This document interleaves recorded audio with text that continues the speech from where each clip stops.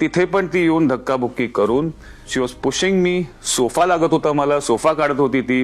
काय होतं की ती म्हणते दरवेळेला की अंगावर येऊ नको, अंगावर येऊ नको. आणि जेव्हा ती अंगावर येते तेव्हा इश्यू होत नाही.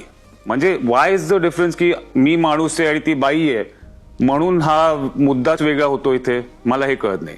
येस, त्या धक्काबक्कीमुळे येस ती काय काय होतं की काय काय गोष्टी स्क्वीज होतात, काय काय गोष्टी मला नाही आवडत. एक तर मला कोणी हात लावलेला आवडत नाही. हा तू खेच, रडच रड, तू बाळासारखा रड, दरवेळेला काय झालं रडत बसतो वगैरे. कॅरेक्टर असॅसिनेशन वर जे झालं होतं तेव्हा येस आय वॉज हर्ट. मी तिथे बसून रडत होतो, माझ्या डोळ्यातनं अश्रू येत होते बिकॉज इट वॉज समथिंग, मला खूप त्रास झाला होता त्याचा. आणि मी रडतो तर मी इमोशनल आहे. मी प्राऊडली सांगतो की माझ्यात इमोशन भरलेले आहे. मी आर्टिस्ट आहे, मी कलाकार आहे. माझ्यात मी इमोशन नसेल तर मी ऍक्टर होणारच नाही कधी. मला प्रॉब्लेम त्रास होतो जेव्हा उगाच कारण नसताना विनाकारण लोक बोलायला लागतात. मला सहन होत नाही. मी शेलमध्ये जातो. ते लहानपणापासून माझा हा प्रॉब्लेम आहे. तुम्ही कोणालाही विचारा बाहेर.